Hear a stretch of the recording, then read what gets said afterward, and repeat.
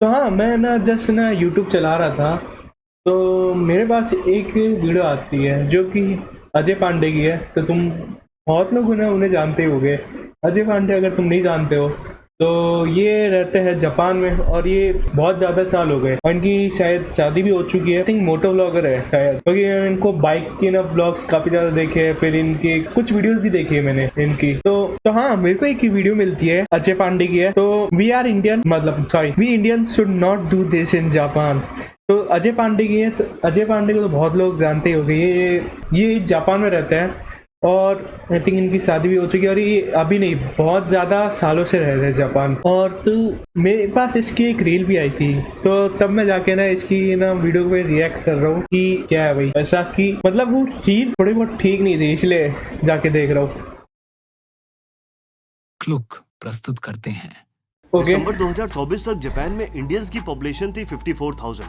बहुत से लोग यहाँ 54,000। जॉब करते हैं तो बहुत से लोग पढ़ाई। सब अपने हाँ, जॉब और पढ़ाई के लिए तो मेरे को पता है, तुम्हें पता नहीं होगा तो तुम्हें पता होगा कि इंडियन के लिए। पर मैं जितने लोग, मतलब मैं काफ़ी 2-3 लोग फेमस है जिन्हें मैं जानता हूँ। एक तो रोम रोम जी है जो कि जापान में रहते हैं, और एक अजय पांडे को जानता हूँ, पर एक और है जो कि स्टूडेंट है, मैं उनको भी जानता हूँ। मैं सिर्फ वीडियो देखता हिस्से की हूँ मेहनत कर रहे कभी हैं, कभार। और इंडियंस की इतनी बड़ी कम्युनिटी होने की वजह से यहाँ पे इंडियन देखो। फेस्टिवल तक मनाए जाते हैं जो अरे यार, मैं तो एक सेकंड, की मेहनत कर रहे हैं, और इंडियंस की इतनी ये तुम्हें दिख रहा है मेरा माउस देखना, ये स्टूडेंट है। मैं इसके ना जो भी होते हैं ना वो भी देखता हूँ। इसकी काफ़ी अच्छी एडिटिंग होती है, और मतलब अच्छा है, तभी मैं इसकी वीडियो देखता हूँ। बड़ी कम्युनिटी होने की वजह से यहाँ पे इंडियन फेस्टिवल तक मनाए जाते हैं, जो हेल्प करता है जैपनीज लोग को इंडियन कल्चर के बारे में एजुकेट करने के लिए। और इंडियंस की यहाँ पे काफी अच्छी इमेज भी है, उनको यहाँ पे इंटेलिजेंट माना जाता है और हार्ड वर्किंग भी। लेकिन यहाँ पे कुछ चीजें और इंसिडेंट की वजह से इंडियंस की इमेज खराब होती जा रही है। आज उस बारे में बात करते हैं। ये रील देखी थी मैंने, तब जाके मैं ना इधर वापस, मतलब ऐसे ये रील देखी थी, बस मैं इतना बोलना चाहता हूँ, इसलिए मैं ना ये वीडियो देख रहा हूँ। हेलो, हे, उठ जा, Okay. मेरा घर ना है भाई वो। labor shortages in Japan. However, it is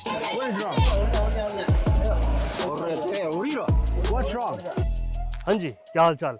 तो हाँ, मुझे मैं अजय पांडे को जानता था, मतलब उनकी वीडियो देखता हूँ, और इनके पास मतलब रॉयल एनफील्ड की GT 650 है जो कि मेरे को काफ़ी पसंद है। जापान में 10 साल हो गए और मुझे आज तक जापान में रहने में ऐसे कभी कोई दिक्कत नहीं हुई। लेकिन ये लास्ट जितना कुछ मैं जानता सालों हूँ में मोटो मैंने व्लॉगर जापानीज सोशल वगैरह मीडिया पे है, थोड़ी बहुत मोटो चीजें व्लॉगर, देखी हैं बाकी जो मुझे जापानीज का इंडियन व्लॉग्स के बारे वगैरह में डालना। तो इस वीडियो में मैं यही डिस्कस करूंगा कि एज ए इंडियन जापान में कुछ चीजें हैं जो हमें नहीं करनी चाहिए, और क्या चीजें ओके, जापानीज लोग को नहीं पसंद है। तुझे अगर सिविक सेंस की बात करें तो हम ठीक है इंडियंस ना ठीक है। थोड़े इंटरनेट पे ना बदनाम से हैं, हाँ, और अगर दूसरी तरफ जापान की बात करें तो जापान आता है टॉप लेवल पे सिविक सेंस में। और जब ये दोनों देखो, सिविक सेंस का अगर किसी को मतलब नहीं पता है तो मतलब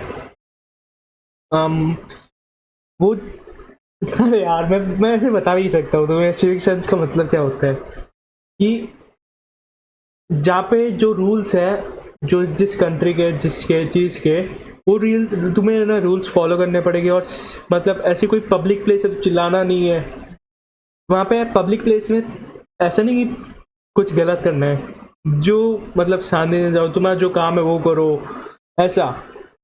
सिविक सेंस का मतलब और भी बहुत है, मतलब उसके मतलब है, लेकिन मैं तुम्हें समझा नहीं सकता हूँ। ठीक कल्चर है, मैच करते हैं तब थोड़ा सा डिफरेंस पता लगता है कि क्या चीजें गलत है क्या चीजें सही है। मतलब क्या चीजें जापानीज लोग को गलत लगती है इंडियंस के बारे में और सोशल मीडिया।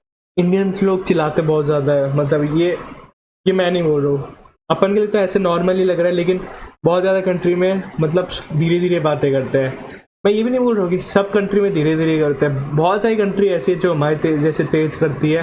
अमेरिका हो गई, अमेरिका में आई थिंक तेज ही बातें करते हैं, मेरे कुछ हिसाब से होता है।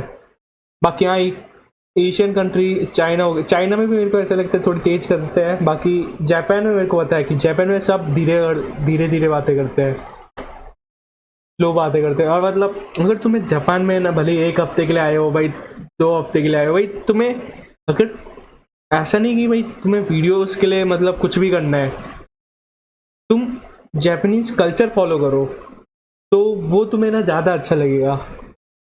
और जो जापानीज करते हैं वो तुम करो, जैसे वो जापानीज धीरे बातें करते हैं वहाँ पे, तो तुम्हें भी धीरे बातें करनी पड़ेगी। पर जो एक इमेज बनती है उसके बारे में। तो सबसे ओके, पहले आता है हम इंडियंस ना शोर बहुत मचाते हैं। मैं बोला वही बोला। तेज तेज बात करना हो गया, स्पीकर्स बजाने हो गए, हाउस पार्टीज हो गई, या फिर कैंपिंग में स्पीकर बजाने हो गए, या इस तरह की कोई भी चीजें हो गई। एक Okay. चीज तो मैंने भी देखी है कि हम इंडिया की ना आवाज बहुत तेज है, मतलब अगर हम पार्क में भी होंगे तो, और अगर बंदा बगल में भी खड़ा होगा तो भी हम तेज तेज हाँ, बात करते हैं। अब ये वाला ये भी इंटरव्यू है। देखो, आपको समझ में आ जाएगा मैं क्या कहना चाह रहा हूँ। うちの犬の散歩に行くのが大体10時9時から10時なんですけど、その間 Okay. 結構大声で喋るんですよね。で声がでかいんですよ。なんでそんなに隣同士で喋ってるのに10メートル先の人もちゃんと内容がまあ内容インド語わかんないんですけど、言葉がはっきりとわかるぐらいのでかさで喋るのかなっていつも不思議に思ってます。 और टूरिस्ट ही नहीं, यहाँ पे बहुत सारे व्लॉगर्स भी आते हैं। पहले वही मैंने वही सोचा था व्लॉगर्स की क्लिप बट पास में बैठे हुए भी तेज बातें कर रहे हैं ऐसा। वो जैसे फोन निकाला, हेलो गाइस, Okay. मतलब वो देखते नहीं है कि ये शिनकानसेन है या श्राइन है या फिर कोई पब्लिक स्पॉट है। वो बस ऐसे किया, हेलो गाइस आज मैं यहाँ पे आया हूँ, देखिए यहाँ की ट्रेन, ये देखो लड़की कैसे कपड़े पहन के बैठी है। तो ये वाला भी crowd आता है यहाँ पे। ये भी थोड़ा सा उनको ना कि मैंने ना ये देखा है, और ये मतलब ये ना सिर्फ जापान में नहीं है, ये इंडिया में भी है। मतलब ऐसा कि तुम कहीं भी सीधा ऐसा कैमरा निकाल रहे हो, वो अच्छा नहीं लगता भाई। उसे भी सिविक सेंस में बोलते हैं। मतलब तुम अगर ना कैमरा यूज़ करना है वो ठीक है, पर इतना भाई तुम ऐसे इतना हाथ बड़ा करके तुम इतना ऐसे करते हो भाई। छोटा सा कैमरा आता है, इंस्टा 360 है आई थिंक, हाँ इंस्टा 360 है। एक और भी आता है छोटा सा है जो कि बहुत अच्छा रहता है। तुम ऐसे यूज़ करो और भाई इतना ही पास रहेगा, तुम्हें इतना ही ना पूरा ना ज़्यादा चीज़ें रिकॉर्ड हो सकती है भाई। इतना ही अच्छा नहीं लगता है तो सही बताऊँ। बाकी हाँ ऐसे ही बात, मतलब ये यूज़ कर सकते हो लेकिन तुम जगह के हिसाब से यूज़ करो ऐसे कैमरे को। एटिकेट नहीं है कि पब्लिक में क्या Okay. रिकॉर्ड करना है, क्या सोशल मीडिया पे डालना है। मैं एक क्लिप लगाता हूँ। हेलो, हे, उठ जा, तेरा घर ना है भाई वो। अरे उठ जा।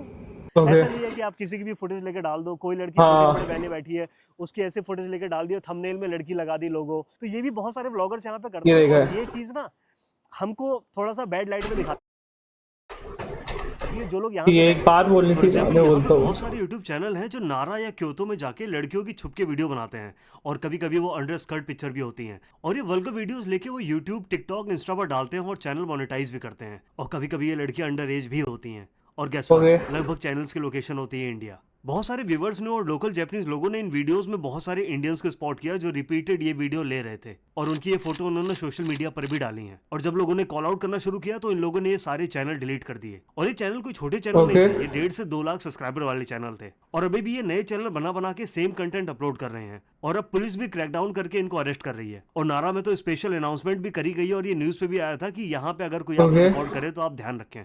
誰かが勝手にあなたの姿を撮影 मतलब तुम समझ सकते हो कि ये ना सिचुएशन इतनी बड़ी हुई थी कि मतलब गवर्नमेंट को भी ये ना इसके अंदर इन्वॉल्व होना पड़ा। तुम समझ रहे हो। और सबकी लोकेशन मतलब ऑलमोस्ट जिसकी भी लोकेशन आई यूट्यूब चैनल की वो इंडियन थी, इंडिया की थी। したり密かにあなたの下着を撮影したりするという被害が発生しています。 Sometimes, depending on the case, you may be punished Okay. by Japanese law. और यही सारी चीजें जापानीज सोशल मीडिया पे जब फैलने लगती हैं तो नॉर्मल बंदों को भी तकलीफ होती है जब वो नॉर्मली ट्रेन में रिकॉर्ड करें या फिर वो बात भी करें। तो ये सारे व्लॉगर से निवेदन है कि थोड़ा सा जापान आके ना पब्लिक स्पेस की रिस्पेक्ट करना सीखो। भाई यही वही मैं बोल रहा हूँ।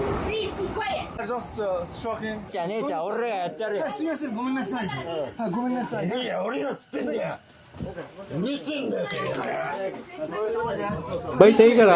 ये मतलब कोई जापान का आदमी है जो कि इंडियन बंदा जो कि ब्लॉगिंग कर रहा था, बहुत तेज बातें कर रहा था, उसको बाहर फेंक रहा है। अच्छी बात है। रूम की सफाई करने में या फिर ट्रेन में राइड कैसे करते हैं, Okay. प्रायोरिटी सीट के रूल को ना मानना और ना जाने क्या क्या। तो इस वीडियो में बहुत सारे बैड पॉइंट है जिनके बारे में हम बात करेंगे, लेकिन इस वीडियो में सिर्फ एक गुड पॉइंट है जिसके बारे में हम बात कर सकते हैं। अच्छा, एक पॉइंट हमारा पब्लिक एटिकेट्स। तो Okay. इंडिया में क्या है कि दारू इतना ना आप ओपनली नहीं पी सकते, लेकिन जापान में क्या है हाँ। कि जापान में आप पार्क में पी सकते हो, सुबह पियो, दोपहर पियो, शाम पियो, आप कॉम्युनी में पियो, बार में पियो। देखो जापानीज का कल्चर है दारू पीना, ठीक है। मतलब वो ऐसे पीते कि बड़े के साथ में, तो बड़े के साथ में उनको पीना पड़ता है। ये उनका एक रूल होता है कि अगर कोई बड़ा बोल रहा है दारू पीने के लिए उसके साथ में, तो वो पीना पड़ता है। एक रूल है, मतलब उनका कल्चर है। और इनके कल्चर बहुत सारे हैं कि मतलब मेड्स कैफे है तो मेड्स कैफे मतलब इनका कल्चर है। तुम समझ रहे हो। वो जो मतलब पूरा है ना ड्रेस पहन के खड़े रहते, वो कल्चर है इनका। और जो हाथों में बोर्ड रहता है। और इसके क्या कल्चर है, कॉस्प्ले मेन कॉस्प्ले जो है वो भी बहुत मस्त है भाई, वो इनका कल्चर है जापान, मतलब ये सब चीज़ें जापान ही दी है। कॉस्प्ले हो गया, मतलब ये पहले इंडिया में नहीं थी, कहाँ से आई, जापान से ही आई है। और ये ऑलमोस्ट हर जगह है, इंडिया की बात नहीं कर रही, ये वर्ल्ड में हर जगह है कॉस्प्ले वाली चीज़। और भाई एनीमे देखा है मेन सबसे पहले तो, और बाकी तुम्हें पता ही है शिनचैन और डोरेमोन तो सबसे फेमस है ही। ठीक है, आगे देखते हैं। पी लो, कहीं पे भी आप पी सकते हो, कोई आपको रोकने वाला नहीं है। ओके। जापान में मैंने बहुत सारे लोगों को देखा है जो 5 या 10 साल से जापान में रह रहे हैं और दारू पीने के बाद उनको पता नहीं लगता कि लड़की हंस के देख रही है या देख के हंस रही है। इस वजह से ना यहाँ पे छेड़खानी बहुत होती है। आपको एक क्लिप दिखाता हूं। तो ये क्लिप बहुत सारे जापानीज बंदों ने ट्वीट करी थी और ये लाइव स्ट्रीमिंग के टाइम पे रिकॉर्ड हो गई थी। इसमें एक रैंडम दारू में भंड बंदा आता है और रैंडम लड़की को किस करने लगता है। वो उससे पूछते हैं वेयर आर यू फ्रॉम, तो वो कहता है इंडिया। सब कुछ इतना रैंडमली होता है, कोई कुछ रिएक्ट ही नहीं कर पाता। और इस तरह के बहुत सारे इंसिडेंट है जो जापानीज बंदे ट्वीट करते हैं।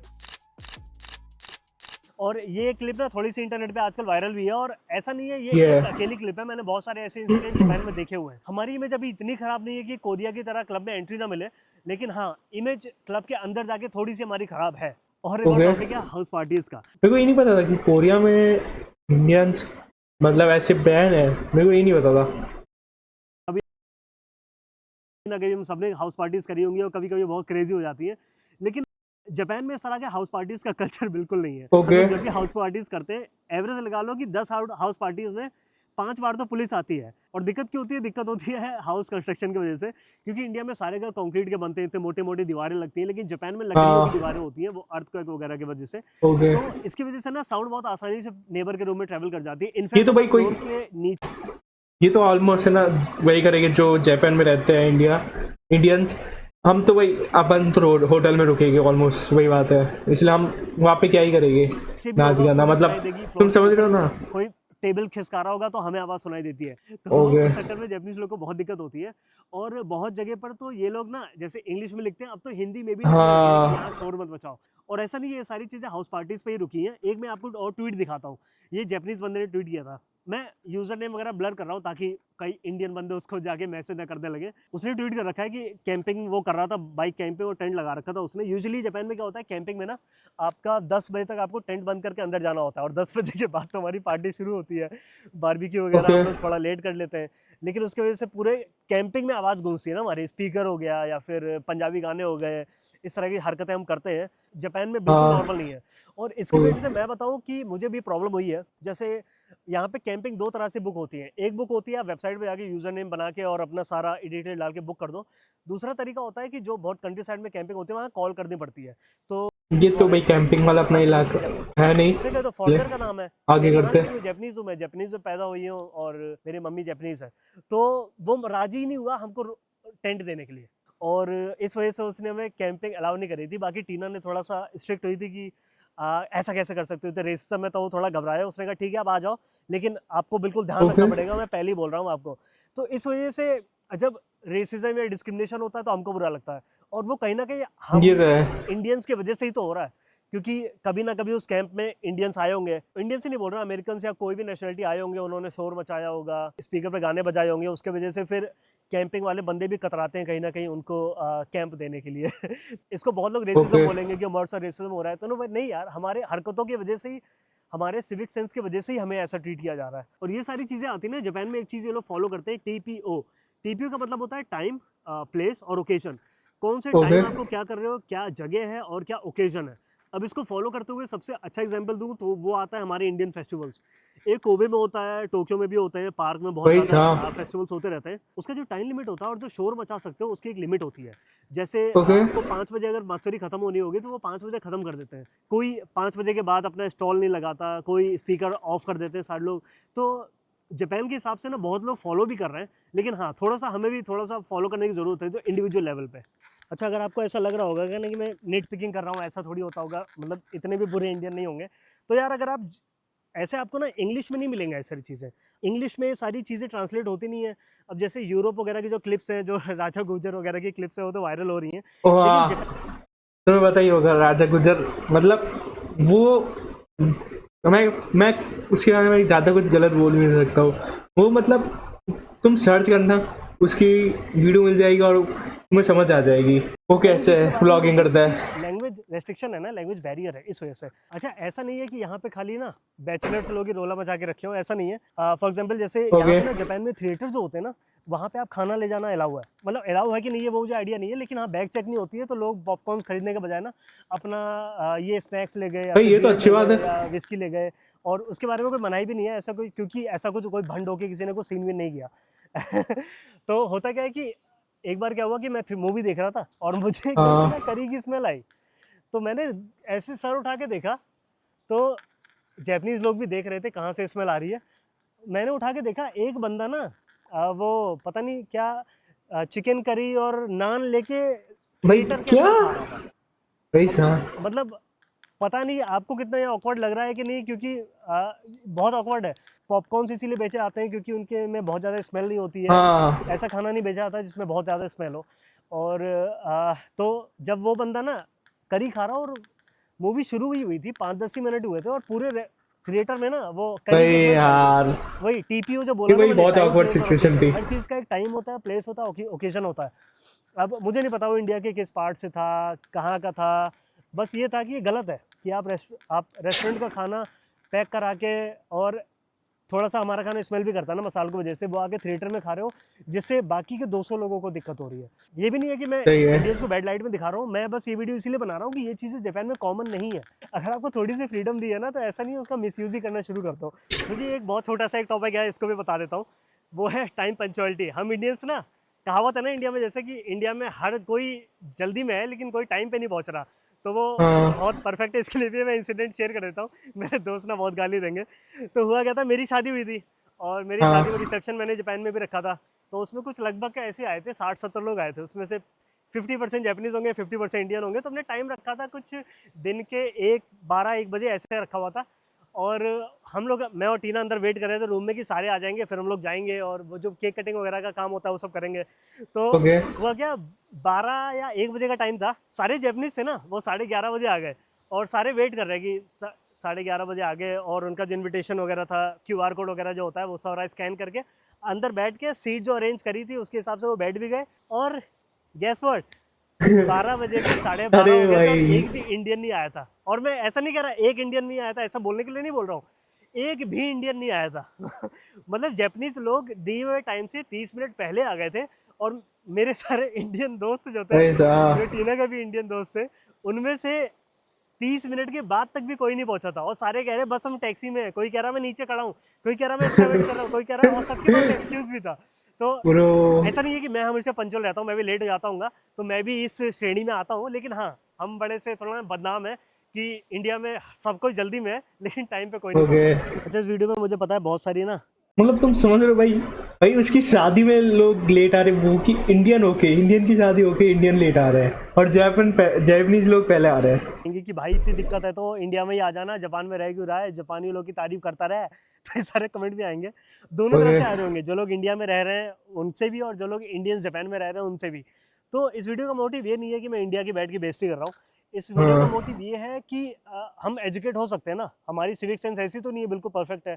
और जैसे इंटरनेट पे हमारी इमेज यूरोपियन कंट्रीज़ में जाके बनी है, बहुत सारी, अगर आप यूके की फुटेजेस देखो, अमेरिका की क्लिप्स वायरल होती रहती हैं, हम लोग ट्रेन में बैठ के खाना ये मैंने देखी है।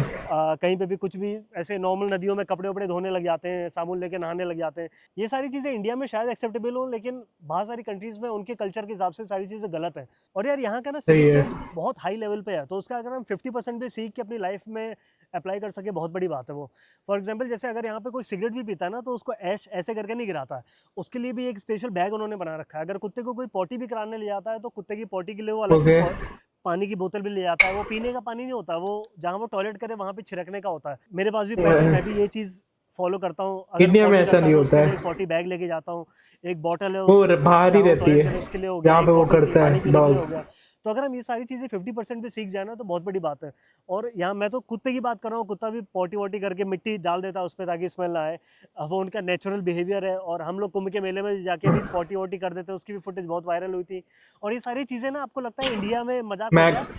मैं तो बल्कि ना कुंभ के मेले में गया था, तुम्हें पता नहीं होगा, लेकिन अभी मेरे पीछे ना वो एक मंदिर, वो अयोध्या मंदिर पड़ा था, तो मैं गया भी था, मैं वहाँ से ये भी लेके आया तो मैं वहाँ पे के हाल देखे काफ़ी गलत थे। अलग अलग भाई भाषा अब सरकार कितनी भाई ध्यान देगी भाई, थोड़ा ना इंडियंस में भी होना चाहिए ना सिविक सेंस, क्या कहाँ क्या करना है।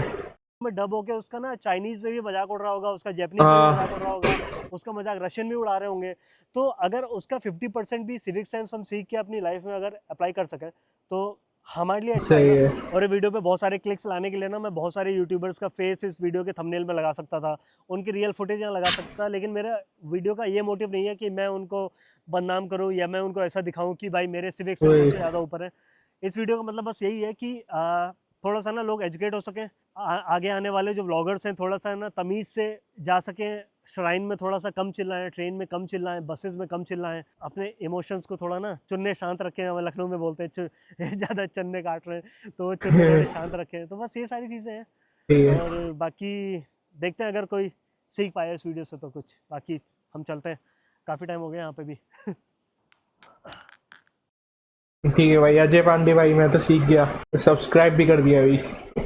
अब तो तुम इसका ना मतलब समझ ही गए होगे कि मतलब मैं ये नहीं बोल रहा हूँ कि ना सारे इंडियन से खराब होता है, इंडियंस आधे लोग खराब है तो आधे लोग अच्छे भी है। अब है ना मैं सही बताऊँ तो ना बहुत ही मतलब फॉरेनर्स आके इंडिया का तारीफ भी करते हैं, जो कि क्या बोल रहे हो भाई, हॉस्पिटलिटी है इंडिया की जो कि बहुत अच्छी है भाई। फॉरेनर लोग भी मतलब उनमें से कुछ भी जो कि इंडिया को सपोर्ट कर रहे हैं, और हम इंडिया में होके भी इंडिया को अपन सिविक सेंस जो बढ़ा नहीं पा रहे हैं। मैं बस इतना बोलना चाहता हूँ। हाँ आज की वीडियो में इतना ही। अगर वीडियो अच्छी लगे तो लाइक करना, सब्सक्राइब करना। मिलते हैं आपको नया ब्रांड न्यू एपिसोड में, तब तक ले बाय बाय।